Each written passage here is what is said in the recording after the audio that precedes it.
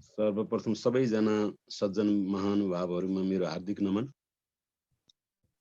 ओम सच्चिदानन्द रूपाय विश्वोत्पत्त्यादि Hathaway तापत्रय विनाशाय श्रीकृष्णाय वयं नमः।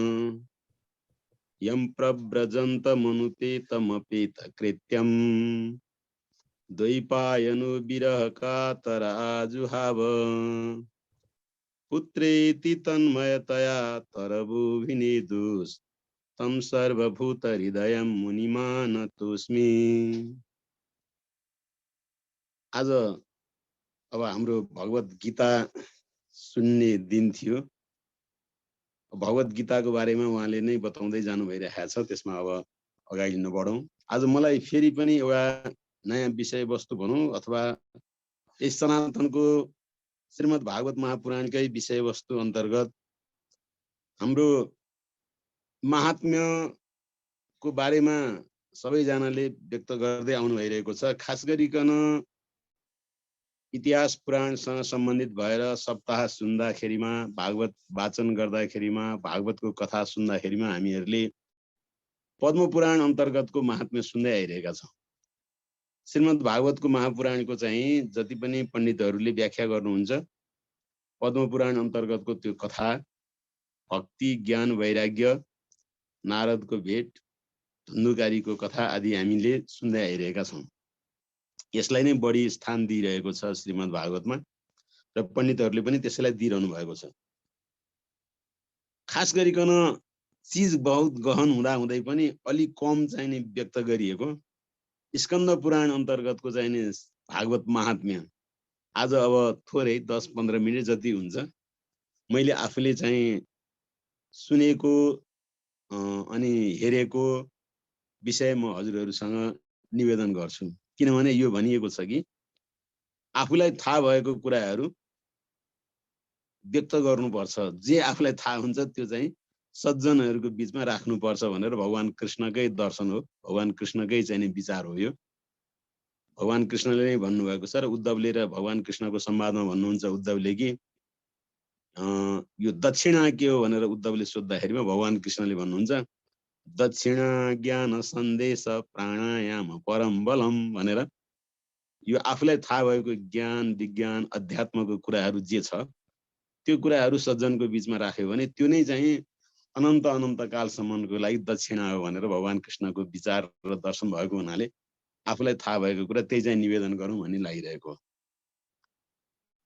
त त्यो स्कन्द पुराण अन्तर्गतको भागवत महात्म्यमा बडो मिठो कुरा के भएको रहेछ भन्नु होला भने जब महाभारतको भव्य भनेको त्यो भयानक देवासुर संग्रामको रूपमा रहेको महाभारतको युद्ध समाप्त भयो, त्यसपछि युधिष्ठिरलाई विषाद लाग्यो भन्ने किसिमको कुरा हामीले गरेका थियौँ। भनौँ महाभारतको युद्ध हुनुभन्दा अगाडि अर्जुनलाई विषाद लागेको थियो। अर्जुनलाई त्यो विषाद लागेपछि भगवान कृष्णले भगवत गीता सुनाउनु भयो, जुन 18 अध्याय जुन हामीले चाहिँ नि अहिले आइतबार यही सुन्दै आइरहेका थियौँ। अनि जब महाभारतको युद्ध समाप्त भयो त्यसपछि युधिष्ठिरलाई विषाद लाग्यो कि इति भीत प्रजाद्रोहात् सर्वधर्म विविधया, आफ्नो चाहिँ सम्पूर्ण प्रजाहरूलाई अब चाहिँ राज्यका धेरै मान्छेहरू मरेको देखेर युधिष्ठिरलाई चाहिँ अत्यन्त दुःख लाग्यो। त्यसपछि अब प्राप्त गरेको यो राज्यको वैभवता, यो भव्यताले मलाई के भइरहेको छ र, के हुन सक्छ र भनेर युधिष्ठिर त्यसरी चाहिँ नि विषादग्रस्त हुनुभएको थियो। त त्यही बेलामा भगवान कृष्णले भीष्मजीकोमा लगेर भीष्मजीको भीष्म गीता, अनुशासन पर्व र शान्ति पर्व जति जम्मै युधिष्ठिरजीलाई जब भीष्मजीले बताउनु भयो त्यसपछि युधिष्ठिर फेरि जसरी महाभारतको युद्ध हुनुभन्दा अगाडि अर्जुन चाहिँ अब फ्रेस हुनुभयो र युद्धको लागि लड्नको लागि तयार हुनुभयो, त्यसै गरी अब युधिष्ठिर चाहिँ नि धर्मपूर्वक राज्य सञ्चालन गर्नको लागि उहाँ आफू पनि तयार हुनुभयो। अब धर्मपूर्वक उहाँले सम्पूर्ण राज्य सञ्चालन त गर्नुभयो, पछि गएर भगवान कृष्णले पनि यो धराधामलाई छोड्नु भयो भन्ने किसिमको कुरा जब युधिष्ठिरले सुन्नुभयो। त्यसपछि युधिष्ठिर अब सशरीरै चाहिँ अब आफ्नो सबै राज्यहरू आफ्नो छोरा भनौँ नातिको रूपमा रहेका परीक्षितलाई सम्पूर्ण राज्यहरू सुम्पिएर युधिष्ठिर पनि आफू पाँचै भाइ सबै चाहिँ त्यहाँबाट उहाँहरू स्वर्गारोहण मतलब उहाँहरूले स्वर्गतर्फ यात्रा गर्नुभयो भन्ने कुरा हामीले थाहा पाउँछौँ। अनि परीक्षितले जब राज्य गर्न थाल्नुभयो, परीक्षितले राज्य गर्न थाल्नु भएपछि हामीले के थाहा पाउँछौँ भनेदेखि जसरी आज भोलि पनि यो जुन छ मित्रता, मित्रको घरमा जाने, आफू समकक्षमा यसो जाने आउने गर्ने, सम्बन्ध बढाउने त्यो एउटा जुन हाम्रो परम्परा र गुण छ, यो युधिष्ठिरको नाति भनौँ अब अभिमन्यु पुत्र परीक्षितमा रहेछ कि आफूलाई त्यस्तो किसिमको आपत्ति विपत्तिबाट माताको गर्भमै चाहिँ अश्वत्थामाको वज्रबाट ब्रह्मास्त्रबाट बचाउने भगवान कृष्ण उहाँले धराधाम छोड्नुभयो भन्ने किसिमको कुरा सब थाहा पाउनुभयो परीक्षितले पनि। त्यसपछि भगवान कृष्णको परिवारमा कहाँ के व्यवस्था के भएको छ छैन सबै कुरा विचार गर्नुभयो र परीक्षितले गएर उहाँ वज्रनाभ अनिरुद्ध पुत्र वज्रनाभलाई चाहिँ त्यहाँनिर राजा बनाइदिनु भयो आफ्नो। अनि त्यहाँ द्वारकामा भनौँ अब जुन ठाउँमा भगवान कृष्णको राज्य थियो त्यहाँ गएर सबै व्यवस्था मिलाइदिनु भयो, वज्रनाभलाई चाहिँ त्यहाँको राजा बनाइदिनु भयो परीक्षितले, त्यहाँको व्यवस्था मिलाइदिनु भयो। त त्यसपछि परीक्षित त्यहाँ जानु भन्दाखेरिमा भएछ के भनेदेखि उद्धवले वज्रनाभलाई चाहिँ श्रीमद् भागवत महापुराण सुनाउनु हुँदो रहेछ। उद्धवजीले वज्रनाभलाई भागवत सुनाउनु हुँदो रहेछ। त त्यो सुनेपछि परीक्षित चाहिँ के गर्नुभयो त भनेदेखि ओहो यो त यस्तो दिव्य कथा मलाई पनि सुन्न मन लागिरहेको छ, म पनि सुन्छु भनेर भन्नुभयो परीक्षितले। अनि परीक्षित त्यही चाहिँ वज्रनाभसँगै बसेर त्यो भागवत कथा सुन्न लाग्नु जब आँट्नु भएको थियो त्यो बेलामा उद्धवले के भन्नुभएछ भनेदेखि परीक्षित अहिले मैले यो जुन चीज जुन कथा जुन चाहिँ नि महात्म्य जुन महत्त्व भगवान कृष्णको बारेमा जुन अहिले म यहाँ बताउन लागिरहेको छु यो कुरा तिमीले सुन्नको लागि बेला भएको छैन। तिमीलाई सुनाउनको लागि त स्वयं भगवान नै चाहिँ आउनु हुनेछ र भगवानले नै चाहिँ तिमीलाई सुनाउनु हुनेछ, त्यो समय तिमीले पर्खिनुपर्छ भनेर उद्धवले परीक्षितलाई भन्नुभएको रहेछ। अनि किनभने अब त्यही बेलामा जुन बेलामा उद्धवले वज्रनाभलाई चाहिँ जुन त्यो भागवत महापुराण जुन भव्य कथा जुन थियो भगवान कृष्णको त्यो त्यही चाहिँ सुन्न थाल्नुभयो र त्यही सुनाउन थाल्नु भनेदेखि यतातिरको जुन राज्यको सञ्चालन गर्ने परीक्षितको जुन आफ्नो जिम्मा जुन थियो त्यसमा चाहिँ नि बाधा अर्जन आउने रहेछ र त्यो बेला भएको रहेनछ भन्ने किसिमको कुरा त्यहाँ बताउनु भयो। भनेपछि समय कुन बेलामा कुन समयमा कसरी कहाँ के सुन्ने भन्ने किसिमको कुरा इच्छा चाहिँ हुनु पर्दछ।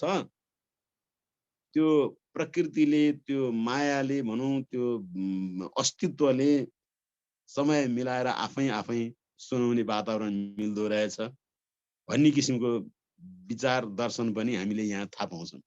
त परीक्षितलाई रहर लागेको त हो, उद्धवजी स्वयं चाहिँ वक्ताको रूपमा हुनुहुन्छ, वज्रनाभ अब भगवान कृष्णका नाति अनिरुद्ध पुत्र वज्रनाभ चाहिँ नि अब जुन कथा सुन्दै हुनुहुन्छ त्यो बेलामा परीक्षितलाई चाहिँ त्यहाँनिर तपाईको यो बेला भएको छैन, तपाईँ अहिले जानुहोस्, तपाईलाई सुनाउनको लागि फेरि समय आउँछ भनेर जुन भन्नुभयो परीक्षितले पनि ल ठिक छ त्यसोदेखि उद्धवले नै त्यसो भन्नुहुन्छ नि के भयो त भनेर हिँड्नुभयो।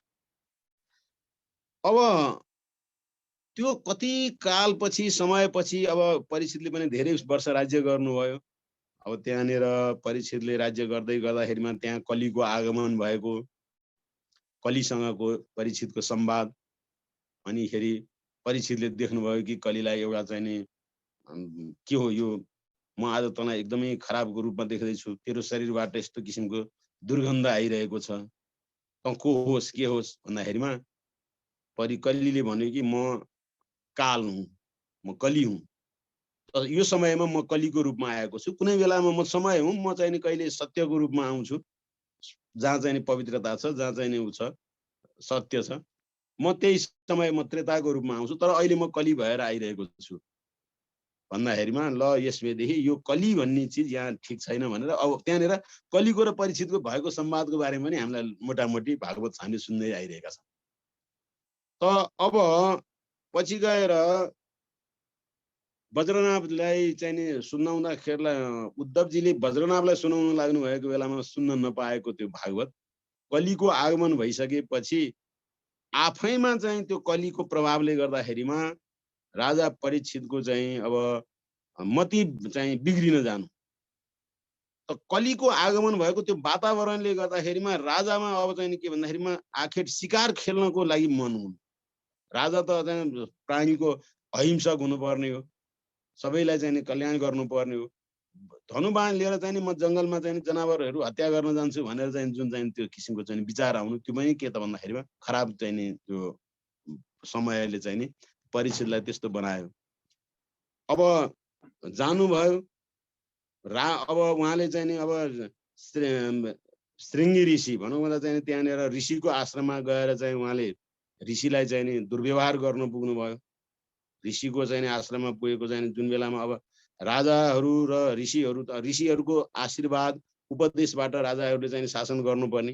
त राजामा पनि त्यस्तो प्रकारको चाहिँ के भने घमण्ड, म ठुलो हुँ, म आउँदाखेरिमा सम्मान गर्नुपर्ने, मलाई चाहिँ मान गर्नुपर्ने भन्ने किसिमको यस्तो किसिमको जुन भावना जुन चाहिँ पैदा भयो, त्यो पनि के त भन्दाखेरिमा त्यतिखेरको त्यो वातावरण आदि इत्यादिले असर पार्यो।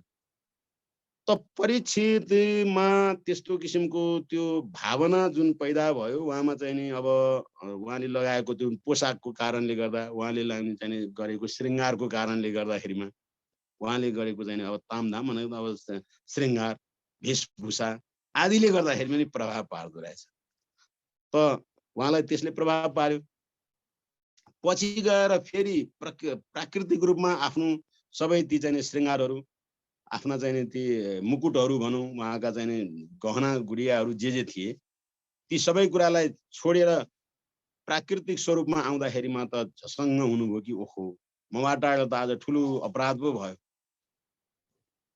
के भयो, मैले त यस्तो त कहिले गर्नु नहुने थियो भनेर यस्तो प्रकारले जुन भन्दै गर्दाखेरिमा तिनै ऋषिका चाहिँ नि चेलाहरूले आएर भनिदिए कि तपाईँलाई चाहिँ राजन, तपाईँलाई चाहिँ श्राप परेको छ, तपाईँ 7 दिनमा मर्नुपर्ने छ भनेर जब भनिदिनु भयो, परीक्षितलाई ओहो, त्यतिखेर परीक्षितले फेरि त्यति धेरै चिन्ता गर्नु, आहा मैले के न ठुल्ठुलो होला भन्ने त लाग्यो। एउटा ज्ञान विज्ञानले पारङ्गत भएको, सत्सङ्गमा चाहिँ नि रमाएको, त्यो सम्भावना ठुलो बोकेको व्यक्तिले लाई त्यस्तो प्रकारको आपत्ति विपत्ति आइपर्दाखेरिमा पनि त्यसलाई सहजैसँग स्वीकार गर्न सक्नुहुँदो रहेछ, सकिँदो रहेछ भन्ने किसिमको कुरा पनि धेरै ठुलो सोचेको थिएँ, के ठुलो उत्पाद होला भन्नेको थिएँ, तर खास केही भएन, मृत्युको कुरा रह्यो, यो त स्वाभाविक भयो, त थाहा भयो भनेर उहाँले तत्काल चाहिँ नि के त भनेदेखि सबै आफ्नो राजपाठ छोड्नुभयो र सरस्वती नदीको किनारमा उहाँ जानुभयो।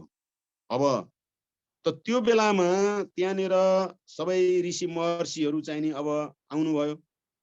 सबै ऋषि महर्षि त्यहाँ चाहिँ नि अब साण्डिल्यदेखि लिएर भृगु, वशिष्ठ, च्यवन, गाधिसुत भन्नेको परशुरामजी आदि सबै ऋषि महर्षिहरू, स्वयं व्यासजी पनि त्यहाँ आउनुभयो।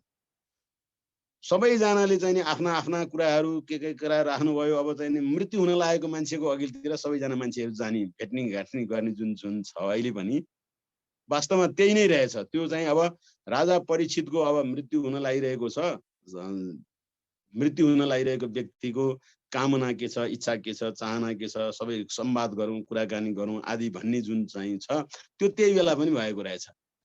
त त्यस्तो प्रकारले अब त्यो परीक्षित चाहिँ नि जुन हुनुभयो र त्यो त्यहाँ ऋषि महर्षिहरू सबैजना आउनुभयो। त उद्धवजीले भन्नुभएको थियो कि मैले सुनाउने होइन तपाईँलाई भागवत सुनाउनको लागि स्वयं भगवान स्वयं आउनुहुन्छ भने जस्तै गरेर त्यहाँनिर आउनुभयो के अरे तत्रा भवद भगवान व्यासपुत्रो। त स्वयं भगवान चाहिँ व्यासका पुत्रको रूपमा शुकदेवजीको रूपमा आउनुभयो र उहाँले चाहिँ भागवत सुनाउनु भयो। र यहाँनिर मैले निवेदन गर्नु खोजेको कुरा चाहिँ के त भन्दाखेरिमा हाम्रो श्रीमद् भागवत महापुराणको जुन महात्म्य जुन छ, एउटा चाहिँ नि पद्म पुराणको महात्म्य, महात्म्य भनेको महत्त्व, भागवतको महत्त्व पद्म पुराणले गाएको कुरा रह्यो। पद्म पुराणले गाएको र पद्म पुराणले देखाएको महात्म्य चाहिँ हामीहरू सबैले चाहिँ प्राय सुन्दै आइरहेका थियौँ। स्कन्द पुराणको महात्म्य चाहिँ नि अलि थोरै चाहिँ नि व्यक्त गरिएको, धेरै चाहिँ नि हामीले अब भन्नु त भन्नुहुन्छ तर अलिक कम स्कन्द पुराणको महात्म्य।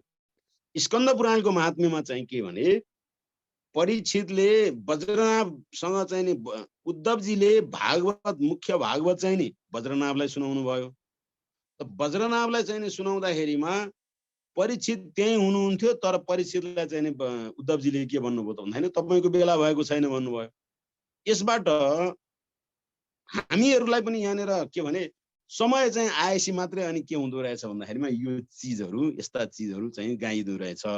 समय आएपछि मात्रै यो चिजहरू सुनिदो रहेछ।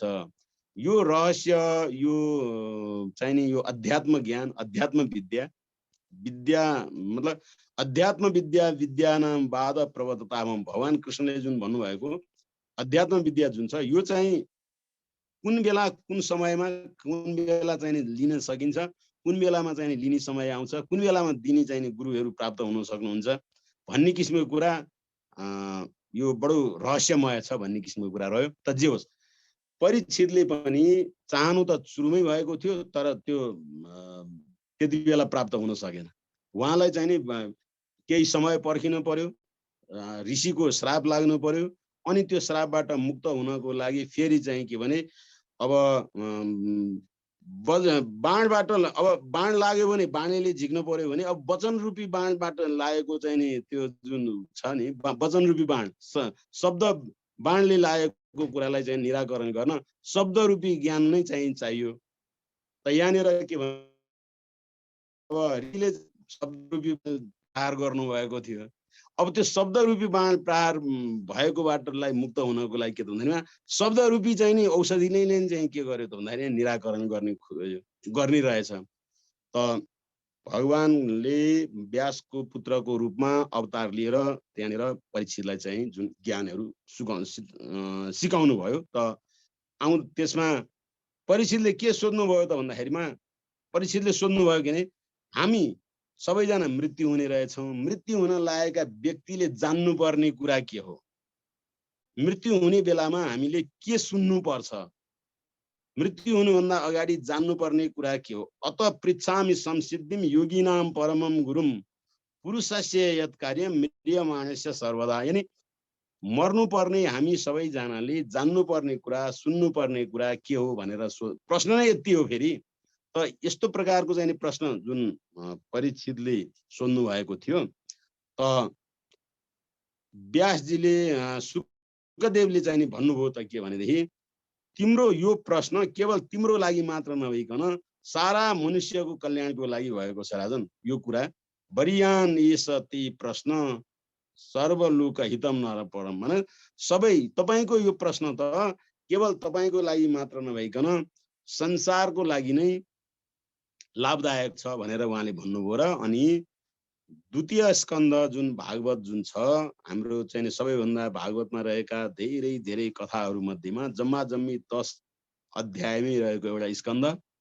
त त्यो 10 अध्यायमा रहेको त्यो स्कन्दमा चाहिँ सम्पूर्ण कुराहरू त्यसैमा चाहिँ बताइदिनु भयो। त्यसमा चाहिँ अब मुख्य हामीहरूले चर्चा गर्दै आइरहेको मुख्य चाहिँ अब यो ध्यानका कुराहरू भए, अनि यो स्थूल शरीरको कुराहरू भए, सूक्ष्म शरीरको कुराहरू भए हैन, कारण शरीर विभिन्न चाहिँ शरीरका कुराहरू भए, यी जम्मै कुराहरू ध्यान, ज्ञान, सूक्ष्म शरीर, योगका कुरा, स्थूल शरीर, सम्पूर्ण कुराहरू चाहिँ के गर्नुभयो त भनेदेखि त्यहाँनिर व्यक्त गरिदिनु भयो।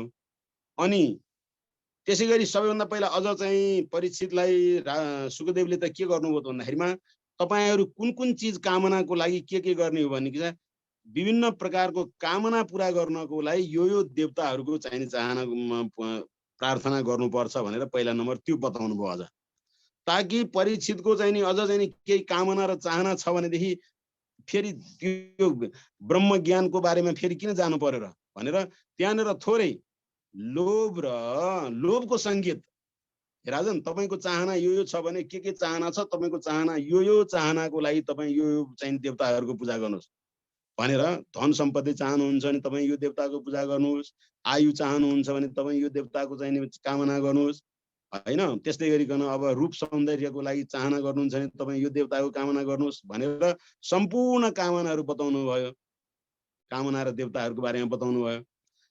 अनि परीक्षितले के भन्नु त, मलाई यी जम्मै चिजहरू त निरर्थक हुन्, यी चिजहरू केही पनि होइनन्, मलाई त जान्नुपर्ने कुराहरू चाहिँ यो मर्नुपर्ने मान्छेले सिक्नुपर्ने कुरा, थाहा पाउनु पर्ने कुरा के हो भनेपछि ए तपाईँ वास्तवमा पात्र हुनुहुँदो रहेछ, ल ठिक छ भनेर अनि त्यसपछि चाहिँ नि के भने सम्पूर्ण चाहिँ नि त्यो ज्ञान विज्ञानका कुराहरू उहाँले चाहिँ नि भागवत द्वितीय स्कन्धमा राख्नुभयो र त्यहाँनिर जुन मुख्य चाहिँ नि अब ज्ञानम परम गुह्यम्य यद विज्ञान समन्वितम भनेर परम ज्ञान, गोप्य ज्ञान जुन चाहिँ नि विज्ञान सम्मत छ भनेर उहाँले चतुश्लोकी भागवत भनेर 4 वटा चाहिँ नि श्लोकमा सम्पूर्ण चाहिँ नि भागवतको कुराहरू सुनाउनु भयो, जुन कि भगवानले ब्रह्माजीलाई जुन सुनाउनु भएको थियो र ब्रह्माजीले त्यो ज्ञान प्राप्त गरिसकेपछि भगवान नारायणले 4 श्लोकमा चतुश्लोकी भागवत भनेर जुन सुनाउनु भयो, त्यसपछि ब्रह्माजीले त्यो भागवतको त्यो 4 श्लोकको ज्ञान प्राप्त गरिसकेपछि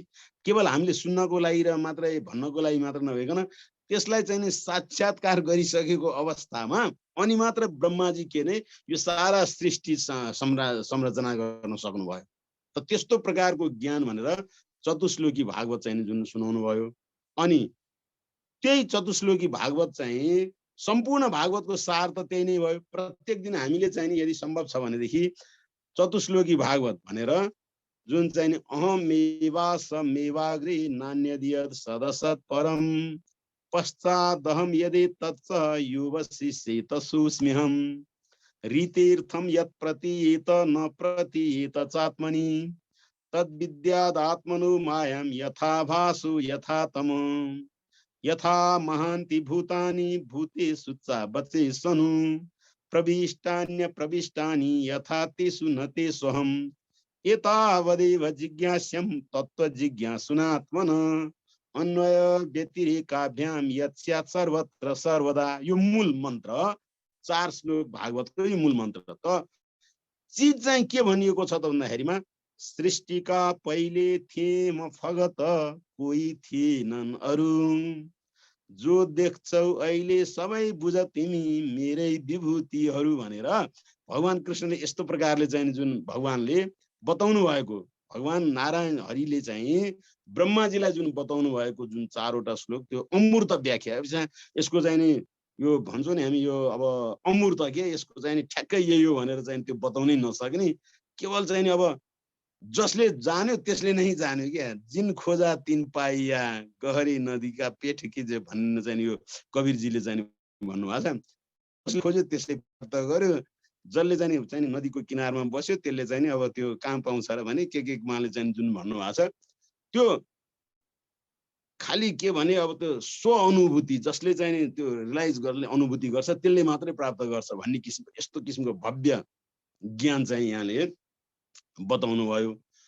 र अनि त्यस्तो त्यो बताउँदै जानु भएपछि अनि परीक्षितलाई भन्नुभयो कि हे राजन, यो चिज त कुनै बेलामा हेर मैत्रेयजीले विदुरजीलाई यसरी बताउनु भएको थियो, विदुरजीलाई यसरी बताउनु भएको थियो भनेर थोरै फेरि सुखदेवजीले विदुरजीको चाहिँ त्यो इतिहास ल्याउनु भयो कि होइन, विदुरजीको र यो मैत्रेयजीको चाहिँ संवाद कहाँ कसरी भयो, विदुर र मैत्रेयको भेटघाट कसरी भयो भनेर चाहिँ जब चाहिँ उहाँले चाहिँ त्यो राख्नुभयो परीक्षितले, त्यसपछि फेरि एकपटक त्यही हस्तिनापुरतिर ल्याउनु भयो कि राजन, तिम्रै चाहिँ जुन पुर्खा जुन हुनुहुन्थ्यो युधिष्ठिर आदि, त्यहाँ चाहिँ धृतराष्ट्रको महामन्त्रीको रूपमा जुन विदुरजी हुनुहुन्थ्यो, विदुर नीति भनेर जहाँ चाहिँ अहिले पनि प्रसिद्ध छ, यस्ता प्रकारका विज्ञानी यस्ता प्रकारका ज्ञानी विदुरजीले राज्यको हित कल्याणको लागि नमिठो तर सत्य कुरा बताउनुहुन्थ्यो। जसको लागि चाहिँ अब धृतराष्ट्रको लागि चाहिँ नमिठो लाग्ने त हुन्थ्यो नै। विदुरजी आफै भन्नुहुन्छ कि भने हित पनि गर्ने र मिठो पनि वचन त पाउनै गाह्रो छ। संसारमा हित पनि गर्ने र मिठो वचन पाउनै गाह्रो छ। अनि यस्तो प्रकारको तर हित गर्ने तर नमिठो वचन सुन्ने श्रोता पनि एकदमै दुर्लभ छ। यस्तो यस्तो विभिन्न प्रकारको नीतिहरू बताउनु भएको छ। त यस्तो प्रकारको चाहिँ नि विदुरजी जो हुनुहुन्थ्यो, उहाँले राम्रो राम्रो कुरा गर्दाखेरिमा पनि त्यहाँ केही नलागेर उहाँ चाहिँ त्यहाँबाट हिँड्नुभयो। जब हस्तिनापुरबाट विदुरजी हिँड्नुभयो, त्यसपछि हस्तिनापुरको सम्पूर्ण श्री सौभाग्य र सम्पत्ति पनि सबै खतम भयो। जसरी के भने रामायणमा जब विभीषणले जब रावणलाई छोड्नु भएको थियो, त्याग्नु भएको थियो, विभीषणले रावणलाई त्याग्नु भएपछि आयुहीन भए सब तबही, सबजना चाहिँ त्यो जुन रावणको राज्यमा रहेका सम्पूर्ण चाहिँ व्यक्तिहरूको स्त्री सम्पत्ति र सौभाग्य सब गयो र सब आयुहीन भए। त्यसै गरी हस्तिनापुरमा पनि विदुरजी छौन्जेलसम्म त्यहाँको स्त्री सम्पत्ति सौभाग्य भनौँ, त्यहाँको भव्यता दिव्यता सब रहेको थियो। जब विदुरजीले चाहिँ त्यो हस्तिनापुरलाई त्यागिदिनु भयो, त्यसपछि धृतराष्ट्रको दरबारमा सम्पूर्ण कुराको श्री सम्पत्ति सौभाग्य सब चाहिँ के भयो त खतम भएर गयो। त अर्कोतर्फ धर्मराज पाण्डवहरूको सन्दर्भमा धर्मराज हुनुहुन्थ्यो, उहाँमा चाहिँ नि भयो नै, किनभने उहाँ आफै चाहिँ सत्य धर्म निष्ठामा रहनुहुन्थ्यो। कौरव पक्षमा चाहिँ नि भएको धर्म नीति ज्ञान विज्ञान भनेको विदुरजी एउटा आधार हुनुहुन्थ्यो। र त्यो नहुने बित्तिकै त्यहाँ सबै खतम हुनु भयो। र जब विदुरजी त्यहाँ छोड्नु भयो, त्यसपछि हस्तिनापुरको बेहाल त्यो आफ्नो ठाउँमा रह्यो, त्यो सधैँ नै छ। अनि त्यसपछि जब विदुरजी त्यहाँबाट हिँड्नुभयो र उहाँको चाहिँ उद्धवजीसँग भेटघाट भयो। उद्धवसँग भेटघाट भएपछि उद्धवजीको र विदुरजीको थोरै गफगाफ हुने सन्दर्भमा उद्धवले के भन्नुभयो त भन्दाखेरिमा, विदुरजी अब मलाई चाहिँ नि यहाँबाट हिँड्नु परिसकेको छ, म बद्रिकाश्रमतिर जाँदैछु, मलाई यो समयमा धेरै उ नगर्नुहोस्। तपाईँलाई जम्मै कुरा सुनाउनको लागि यहाँ मैत्रेयजी तयार हुनुहुन्छ, तपाईँ मैत्रेयजी कहाँ जानुहोस् भनेपछि अनि विदुरजी मैत्रेय कहाँ जानुभयो र अनि उहाँले राख्नुभयो के त भनेदेखि सुखाय कर्माणि करोति लोको नतै सुखम बान्य दुपारमम वा, भनेको मतलब हे मैत्रेय, तपाईँ बताइदिनुहोस् कि सारा मान्छेहरू सबै सुखको लागि काम गर्छन् तर सुख चाहिँ प्राप्त गर्दैनन्, यो कारण के हो भनेर जब विदुरले चाहिँ प्रश्न राख्नु भएको थियो, त्यसपछि मैत्रेयले के भन्नुभयो त भन्दाखेरिमा यो जुन चिज जहाँ जाँदाखेरिमा जे पाइन्छ त्यो चिज पो खोज्नुपर्छ त। जस्तो उदाहरणको रूपमा भन्ने हो भनेदेखि हामी औषधिको पसलमा गएर किताब खोज्यौँ भने त प्राप्त गर्न सक्दैनौँ। त्यहाँ त अब लाइब्रेरीतिर गएर अनिखेरि गएर चाहिँ नि खानेकुराहरू अब त्यहाँ मिठाईहरू छ कि छैन भनेर सोध्यौँ भने कहाँ पाउँछौँ र। लाइब्रेरीमा गयौँ भने त विभिन्न प्रकारका पुस्तकहरू प्राप्त गर्छौँ। अब लाइब्रेरीमा गएर किताबै खोज्यौँ भने प्राप्त गर्न सक्छौँ किताब। अब खानेकुरा भोजनालयतिर गयौँ भने त्यहाँ गएर विभिन्न प्रकारका औषधिहरू खोज्यौँ भने त त्यहाँ प्राप्त गर्न सक्दैनौँ। जुन ठाउँमा जहाँ जे चाहिने खोज्ने हो त्यहाँ त्यही कुरा खोज्यो भने मात्रै प्राप्त गर्नुपर्छ भनेर चाहिँ बताउनु भयो। र चाहिँ मैत्रेयले भन्नुभयो कि अब हाम्रो यहाँ चाहिँ नि मान्छेहरू चाहिँ नि यो संसारमा आइरहेका छन्, अनि यो यसमा आएर चाहिँ अनि सुख खोजेर कहाँ प्राप्त गर्न सकिन्छ र भनेर उहाँले चाहिँ नि विभिन्न प्रकारको ज्ञान विज्ञानका कुराहरू गर्नुभयो भन्ने किसिमको कुरा। मैले थोरै चाहिँ अहिले के भनेदेखि यहाँ अलिकति खास त्यस्तो केही पनि थिएन। आज अलिकति अब सत्सङ्गको सन्दर्भमा श्रीमद् भागवत महापुराणको हामीले पद्म पुराणको महात्म्यहरू सुन्दै गइरहेका थियौँ। स्कन्द पुराणको महात्म्यको बारेमा थोरै कुरा गरेर मैले थोरै वज्रनाभको उद्धवजीको संवाद अनि वज्रनाभ र उद्धवजीको चाहिँ जुन भागवतको चाहिँ गफको कुरा सन्दर्भमा परीक्षितलाई जिज्ञासा लाग्नु, तर परीक्षितको अहिले बेला नभएको भनेर चाहिँ उद्धवजीले परीक्षितलाई केही समयको लागि पर्खनको लागि आग्रह गर्नु, साथसाथै परीक्षितले पनि ठिक छ भनेर त्यहाँबाट खुसी साथ फर्केर आफ्नो राज्यमा सञ्चालन गर्नु। र परीक्षित एउटा मित्रताको कुरा के भनेदेखि आउने जाने कुराहरू अब कहिलेकाहीँ परीक्षित चाहिँ उहाँ जानु हुँदो रहेछ भगवान कृष्णको नातिलाई भेट्न, उहाँ जानु हुँदो रहेछ, वज्रनाभकोमा जानु हुँदो रहेछ, त्यहाँको राज्यमा चाहिँ सहयोग पनि गर्नु हुँदो रहेछ, अनि शासन व्यवस्था मिलाउनको लागि सहयोग गर्नु हुँदो रहेछ। वज्रनाभ पनि परीक्षितकोमा आउनु हुँदो रहेछ, आउने जाने चल्दो रहेछ। त्यो बेलामा पनि यो रहेको थियो भने आज पनि हामीहरू यसो चाहिँ सम्भव भएसम्म चाहिँ सज्जनहरूकोमा जाने, गफगाफ गर्ने, सत्सङ्ग गर्ने, यो कुराहरू चाहिँ यो हाम्रो सनातन परम्परा रहेछ। त्यसैले चाहिँ अब नारदजी पनि यसै गरेर चाहिँ ठाउँ ठाउँमा जानुहुन्थ्यो, जहाँ जहाँ चाहिँ समस्या हुन्थ्यो त्यहाँ त्यहाँ गएर चाहिँ नि उहाँले चाहिँ त्यो समस्याहरू निराकरण गरिदिनुहुन्थ्यो। सम्भव छ भनेदेखि र भयो भनेदेखि मिलेसम्म हामीहरूले पनि यस्तै प्रकारको चाहिँ यात्राहरू गर्नु पर्दो रहेछ। यो कुरा हाम्रो सनातनमा चाहिँ चल्दै आइरहेको रहेछ। हामीले चाहिँ यी कुराहरू इतिहास पुराणहरू सुन्दाखेरि यी पात्रहरूलाई हेर्दाखेरि थाहा पाउँछौँ भन्ने किसिमको कुरा थोरै थोरै निवेदन गर्दै गर्दै अब अहिलेको सत्सङ्गको यो 10 मिनट मैले जानी नजानी अलिकति समय चाहिँ सत्सङ्गमा चाहिँ नि सहभागी मात्रै भएको हुँ। जे होस् यति पनि हजुरहरूले सुनिदिनु भयो, खुसी लागिरहेछ। ओम पूर्णमद पूर्णमिदं पूर्णात् पूर्णमुदच्यते पूर्णस्य पूर्णमादाय पूर्णमेवावशिष्यते। ओम शान्ति शान्ति शान्ति। धन्यवाद नरोत्तम गुरु। यहाँ के भनिन्छ भने नि एउटा यो मैले चाहिँ प्रवचन सुन्दाखेरि अमृत से बढकर भागवत कथा भनिन्छ के। तो अमृत भन्दा पनि एकदमै उन्नत र उच्च स्तरको उच्च अवस्था हो रे भागवतको कथा। अमृत पान गर्दाखेरि जति मजा आउँछ त्यो भन्दा पनि बढ्ता मजा चाहिँ भागवतको कथा सुन्दाखेरि आउँछ भनेर हामीले धेरै सन्तहरूबाट सुनेका थियौँ। मैले सुनेको थिएँ। त्यही सन्दर्भमा हजुरले आज भागवत कथा सुनाउनु भयो। मैले चाहिँ अमृत पान गरेको भन्दा पनि मलाई बडो आनन्द आयो। मलाई विश्वास छ अरू सबै सहभागीहरूलाई पनि त्यस्तै आनन्द भएको होला। यद्यपि यसो भनिरहँदा म एउटा सानो कथाको प्रसङ्ग पनि हजुरहरू समक्ष पस्कने समय भएको हुनाले यो समयको सदुपयोग गरौँ भनेर सानो एउटा कथा चाहिँ यहाँहरू समक्ष प्रस्तुत गर्ने मैले जमर्को गर्नेछु।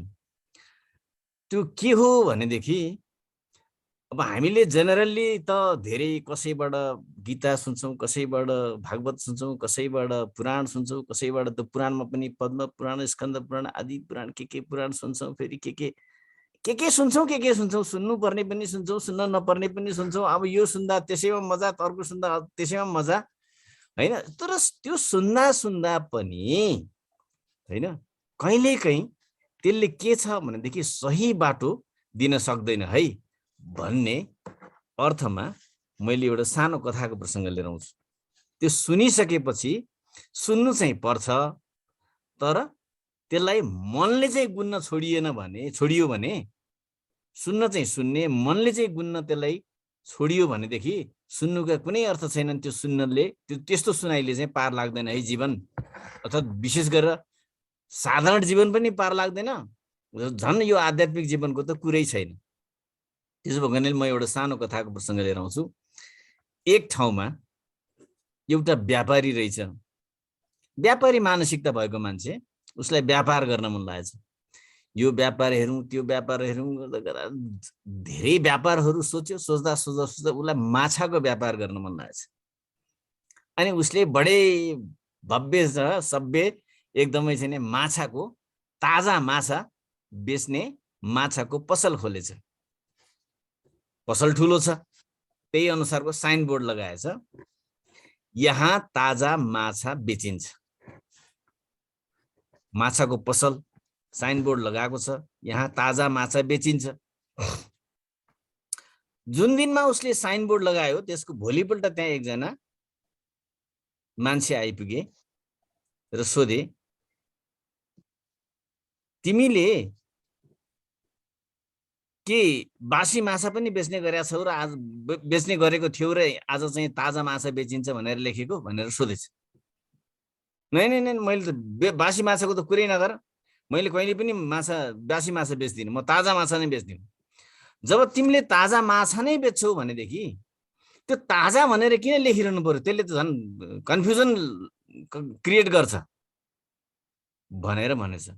कुरा त सही हो, म त सधैँ ताजा माछा बेच्छु भनेपछि ताजा माछा ताजा भनेर किन लेख्नु पर्यो मैले भनेर यहाँ ताजा माछा बेचिन्छ भनेको साइनबोर्डबाट ताजा चट्ट लाएर हटाएछ। अब अर्को साइनबोर्ड बनाउनु पर्ने भयो, अर्को साइनबोर्ड टाँस्यो, पैसा गयो। पहिला बनाएको ताजा हटाउँदा पनि गयो, लेख्दा पनि गयो, हटाउँदा पनि गयो। त्यसपछि एक दिन अर्को एकजना चाहिँ नि बुढी मान्छे आइपुग्नु भएछ र चाहिँ आएर सोध्नु भएछ, बाबु तिमीले यहाँ माछा अहिले ताजा त हट्यो नि, अब बाँकी के रह्यो त, यहाँ माछा बेचिन्छ मात्रै रह्यो। बाबु तिमीले अन्त पनि माछा बेच्छौ र भनेर सोधिन्छन्। आमा मैले बेच्दिनँ कहीँ पनि, यहीँ मात्रै हो। जब तिमीले अन्त बेच्दैनौ भने यहाँ किन लेखा त नि? बुढी मान्छेको कुरा पनि ठिकै हो, अन्त बेच्ने भए पो यहाँ पनि भनेर लेख्न पर्थ्यो। ठिकै हो भनेर यो बुढीमा आमाको कुरा पनि ठिक हो, मैले यहाँ लेख्नुपर्ने जरुरतै छैन, माछै यहीँ बेचिरहेको छु त फेरि यहाँ किन लेख्नु पर्यो? फेरि त्यो पनि यहाँ भन्ने शब्द पनि हटाउन लगाएछ, फेरि अर्को बोर्ड टाँस्नु पर्यो। त्यसपछि फेरि 2-4 दिनपछि अर्को एकजना मान्छे आएछ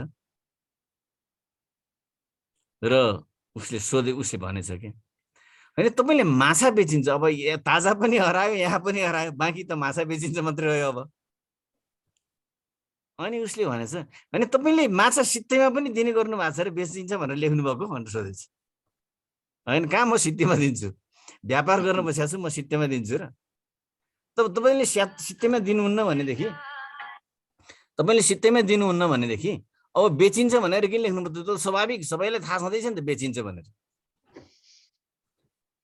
ठिक हो भनेपछि यहाँ यो पनि जरुरत भने बेचिन्छ भन्ने जरुरत पनि भएन।